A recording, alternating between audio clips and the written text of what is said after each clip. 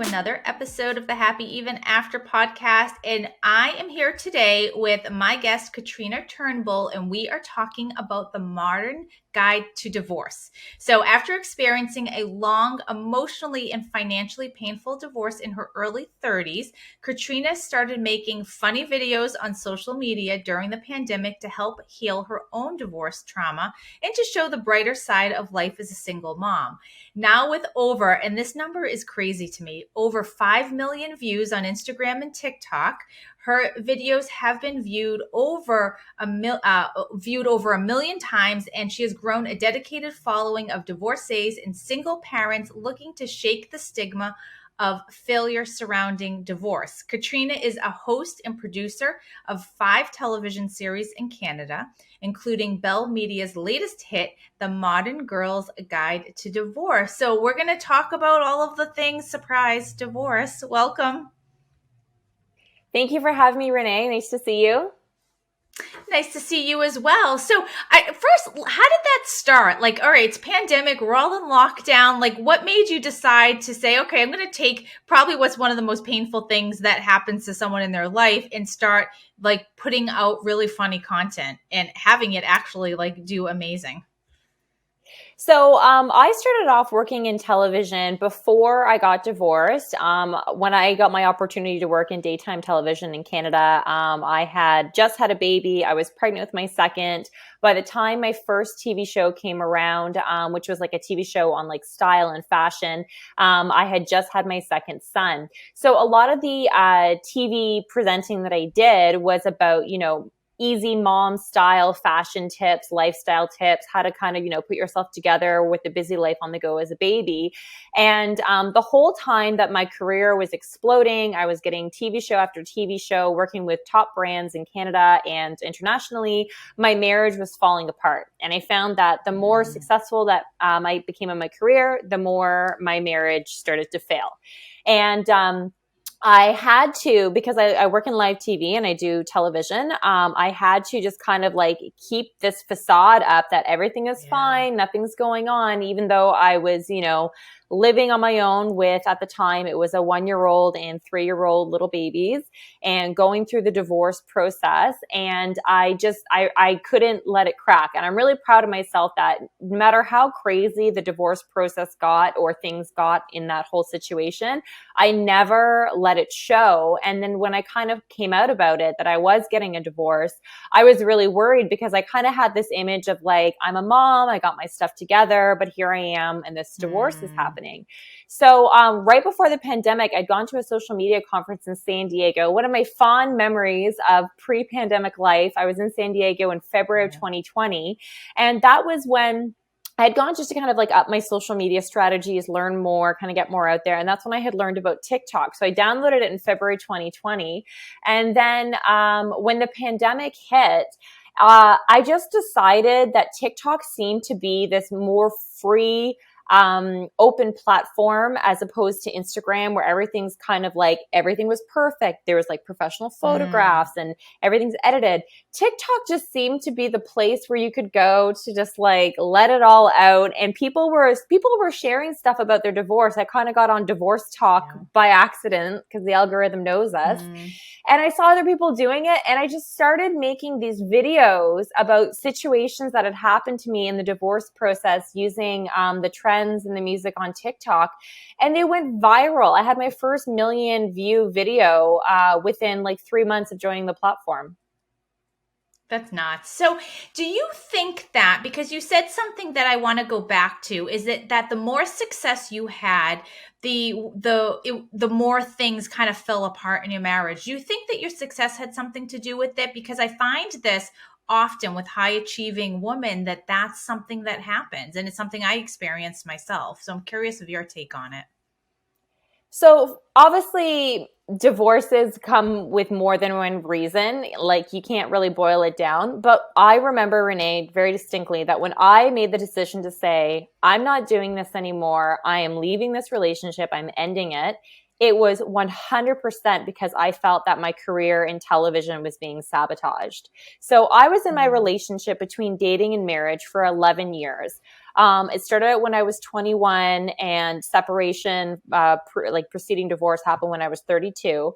And, for the first 9 years of my relationship, I felt like I was the supporting partner, if someone has like a more higher career trajectory. For 9 years, I was that supporting role. I was like, the trophy wife at all the corporate dinners, chatting up the other executives' wives and the managers, trying to make other people look really good. Prior to getting into television, I worked in translation for 10 years. I was a French English translator. Super boring job. You're in front of a computer all the time, and you don't get to be social or talk to anybody. You're just typing away all day. And then I got this opportunity to appear on television. And from there, another producer had seen me on TV. And then I got the shot to pitch my first TV show for the biggest network in Canada, which is Bell Media. And I was like, women would give their right arm to have this chance to have this television career in a city like Ottawa, which is more like Washington, D.C., right? Like, it's not like you're New York or you're LA, for here it'd be Toronto, Montreal. You're kind of in a different city. And I had this opportunity to earn a living working in entertainment television and lifestyle television. And I was like, oh, and I have 2 little kids. I was like, for sure, I'm going to be supported in my role. Like, it makes me happy. I'm going to make more money. It's going to be great. And very, very quickly, Renee, it just started making it very difficult for me to be successful in my new career situation. It was a lot of like, oh, you're going out tonight for this evening, or you have to film at night. What about the babies? To the point where I distinctly remember going to film live television and being told before I left the door, you're a terrible mother. You're the one who's supposed to take the kids to daycare today, things like that. And it would crush me. And then I would show up on set in studio and be like, hi, I'm here to talk about skincare. And I just it wasn't even like, I was like, some people say, oh, they get brainwashed thinking they were doing something wrong. No, I was in a situation where I was thinking, this is a marriage. Whoever you're married to, they're supposed to support you 100%. That's not what I'm getting. And I'm having to work that much harder to be successful at a very competitive career anyway. Yeah, yeah. And geez, if that doesn't show you what your marriage is or who you're married to, I don't know what does. And you would hope that you have a partner who's super supportive. So how did you transition? Like, you're the one who made that decision. And now you found yourself in your early 30s and you're a single parent. What was that like for you? You had young kids at the time. I was really determined to make it work. And I just knew in my heart that me stepping through that door of the unknown of like, what's on the other side? How am I going to be a parent on my own? How am I going to support myself financially? Where am I going to live going into divorce and all of that? I just knew the uncertainty of that was a better option than where I was and being married. I couldn't stay there for myself, and I couldn't stay there for my kids. I was really fortunate that I had some like big contracts pay out right after I separated. So I got to keep all the money. And that really helped me. Perfect timing. Right? Like, hold the checks, give me another month. So that really helped me. But also like around me, because I was kind of known in my Ottawa society, as a woman who had it all, had a great, dream house, marriage, 2 kids, vacations, anything we wanted to get. And then I kind of had this fall from grace and, got treated very differently. Yeah. And there were certain people around me who were like, you're going to fail on your own. They full on said that to me. They said like, who do you think you are? Like, your happiness isn't a good enough reason to get divorced. How could you do that to your kids? And like, you're not going to make it. Like, they all like, I had a lot of people in the beginning. I would say that I probably cut through about 2/3 of my friends and social circle in that first year of divorce, because there was a lot of people who didn't believe that I was going to make it. And Renee, when I tell you, I used to work night and day, even as a single mom. I used to get up in the morning, get my kids, actually start working for 2 hours, get up at 6 a.m. I'd work till 8, get my kids off to daycare. They'd be there for 8 hours, pick them up, do school, or like dinner time and all of that and all the nighttime routine, put them to bed by 8 o'clock, and then I'd work from 8 to midnight and another couple hours. And I would do that for years. And I remember in the middle like of the night when I'd be working at my laptop, I used to have like tears like streaming down my face. Yeah. And I used to be like, I'm going to show them I will be successful. Like I'm going to prove them wrong. And I've had immense success, like emotionally, worst time ever in my life going through the divorce. Yeah. Professionally, it's been amazing. And I often ask myself, would I have pushed myself that hard if I hadn't had those people who doubted me for me to prove them wrong? So it really, jokes on, thanks guys. It really, it motivated me and it really pushed me to, stick it to them. Did you ever have anyone say to you, why can't you just be happy? Like, what's wrong with you that you just can't be satisfied with what you have? In my marriage? Yeah. Absolutely. Friends, family, acquaintances, I had some people have that kind of old school mentality of like, marriage is for life. Like that's who you decided to get married, kind of thing. And there were things like that I tried to work on. I had gone to counseling. I had tried, changing things and all this stuff. What it came down to for me was that I really felt I was being held back. And I got to the point mentally where I said to myself, I understand that a number of people think that I'm failing by admitting that I'm getting divorced and conceding and starting the divorce process. But I didn't see it as a sense of failure. I saw me getting divorced as the right step forward in order to lead a happier and healthier life. And I think my life would have been on a terrible downward spiral had I had stayed married. So I knew that in my heart. And at the end of the day, Renee, like the people who doubted me, they're not in my life anymore. I won't let them near me.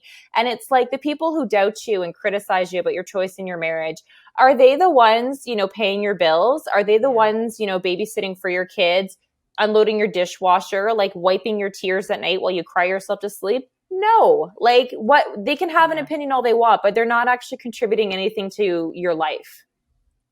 Yeah. I mean, that's so good because so often women get stuck and men too, but the people who tend to listen to this podcast or in my private Facebook group are women. And I hear it over and over and over again that they're staying because someone has made them feel bad about wanting something different or feeling bad, or they have their own guilt about wanting to be happy. And like, as if happiness is something that is selfish, which it's crazy. And it's so sad because I think you have just so few people. And I have friends like this now who are in really bad marriages and they don't think they're worthy of the happiness. And what do you say to those people?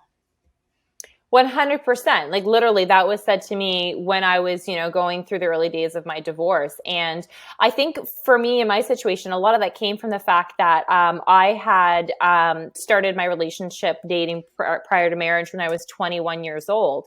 You don't know anything at 21. You haven't, really developed your sense of identity, your confidence level. You haven't had that many life experiences at that such young age. So then when you start to have life experiences and come into your own, it's going to be different. I know for me, the person that I was kind of, in my 20s and mid 20s wasn't the same person I ended up being when I was in my 30s. And especially getting this job working in, television and being kind of a public figure here in Canada, I was met with a lot of like, oh, you're different, you're changed. Well, you didn't used to do that. And it's like, so what? Like, I don't have to be the version of myself that you want me to be. I'm being true to myself. And I definitely see that, like a lot of people say that, and a lot of people are made to feel bad. And I just, to those people, I would say it's like every day that you wake up, you deserve to feel calm and confident and excited and motivated about your day. And how difficult that must be if you're rolling over and looking at somebody who is just bringing you down. I tell people I'm allergic to negativity. I keep my circle really small now, and I only let in people who uplift me and inspire me. And I don't see how you get, like, I've had people say to me, like, what would you have done differently to make your marriage work? Or what advice would you, because I have the TV show Modern Girl's Guide to Divorce, and I've been interviewed before. They say, well, what advice do you have people who don't need to go through the divorce? I said, like, when you get to the point where you have a partner who is not motivating you or providing you with that, nourishing sense of positivity so you can go out there. Life's hard enough as it is, like, let alone having someone on your back about it. You need to be motivated to go out there so you can achieve your goals. I don't see how that's possible if you don't have someone in your inner circle, your partner, who's supporting you all the way. Yeah. And you said something really interesting about people questioning you because you changed. And like, as if changing is bad. Like, isn't that the point? Aren't we supposed to evolve and change and grow? And that's part of the journey. Like, I feel bad for those who don't change throughout their life. I think when people say that, Renee, and pardon me. No, go ahead.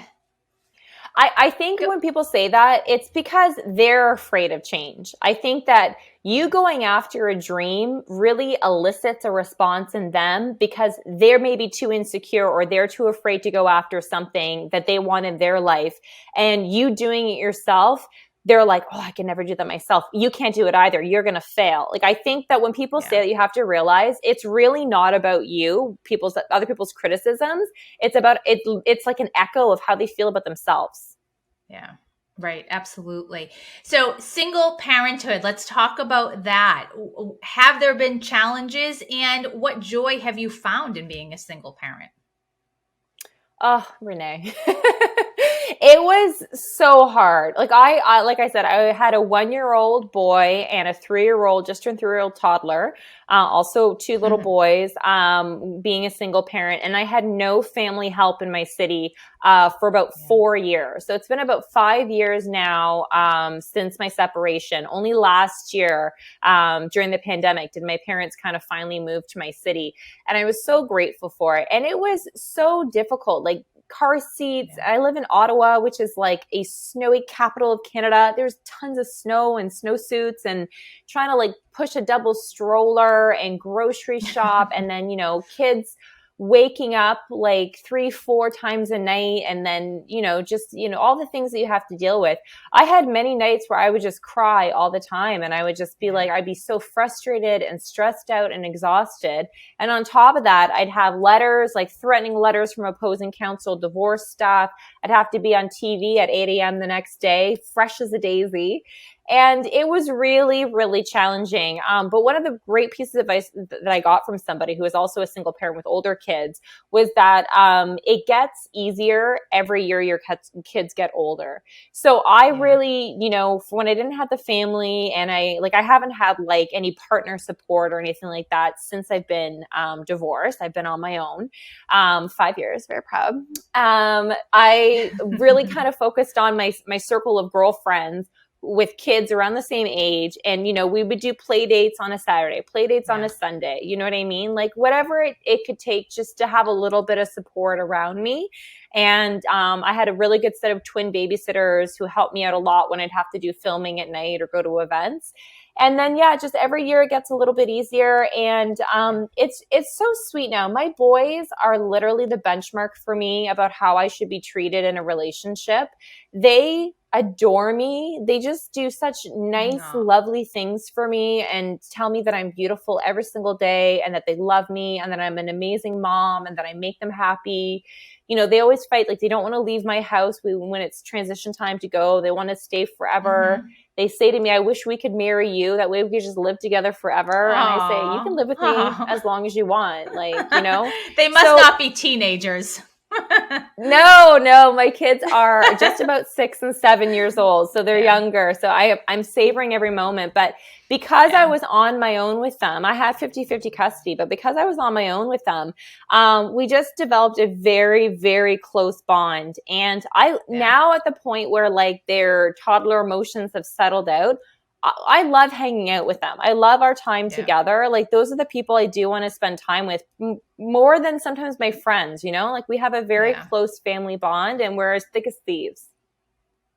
The silver lining of all of this, and I've shared this before with in other podcast episodes, is that, so I have a 15-year-old son. He was 2 when I got divorced.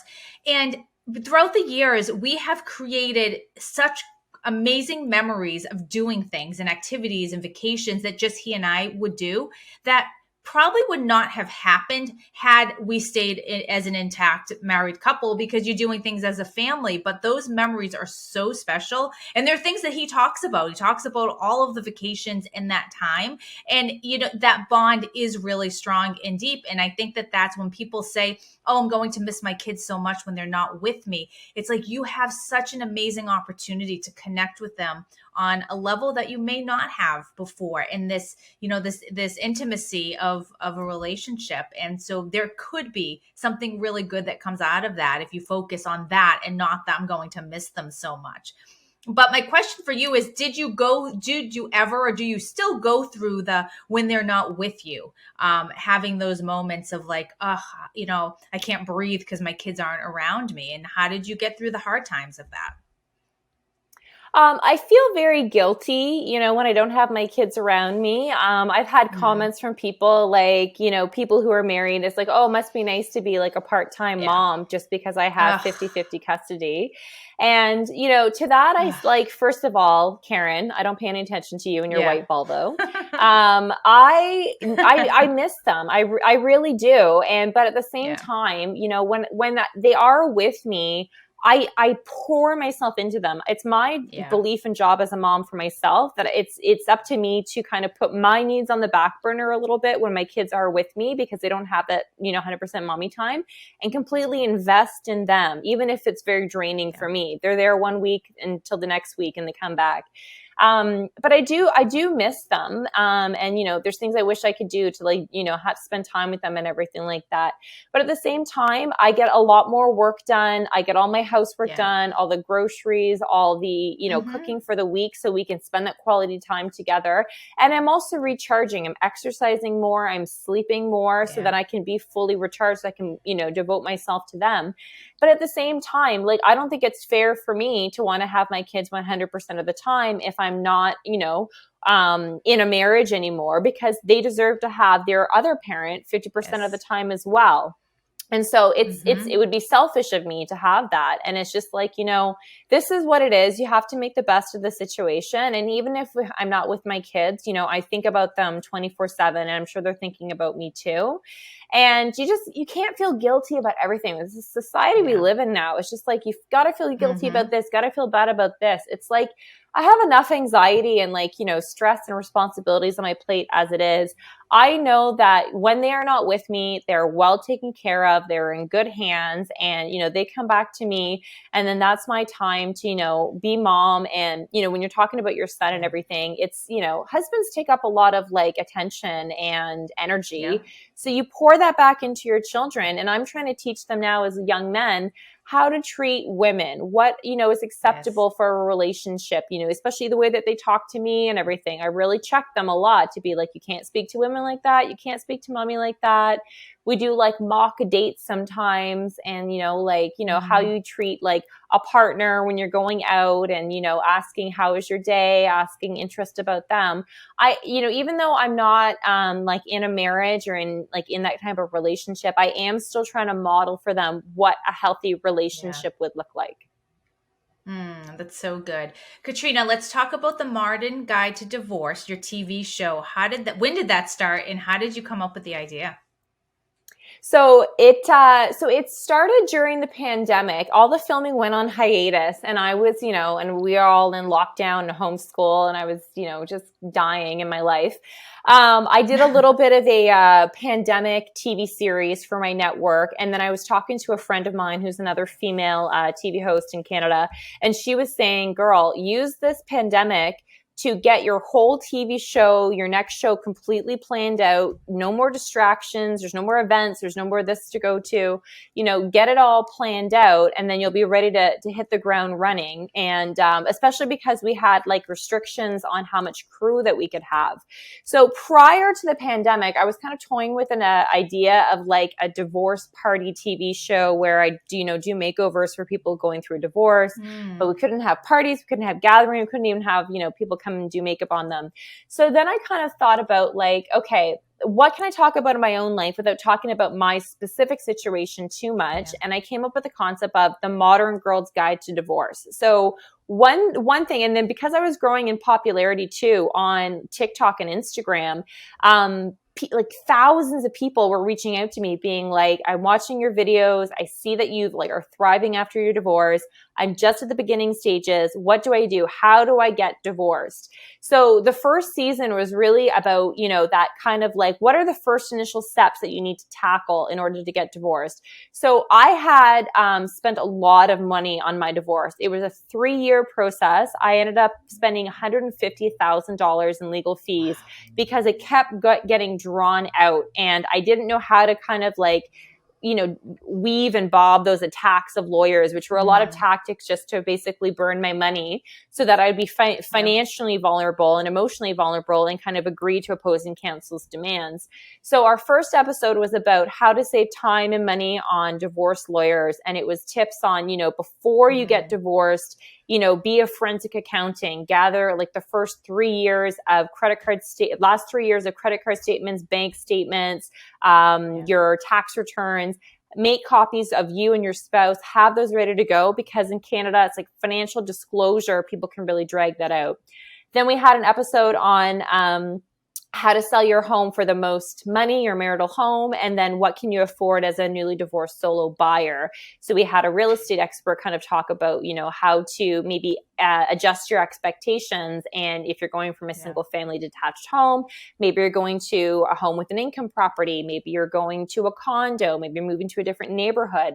So we had that. We had, episodes on how to land your dream job after divorce, especially if you've been a mother who's been out of the workforce for a number of years and you have to kind of get back into it. She was a LinkedIn expert. We had dating after divorce. We had a financial planner, and we had a dating coach.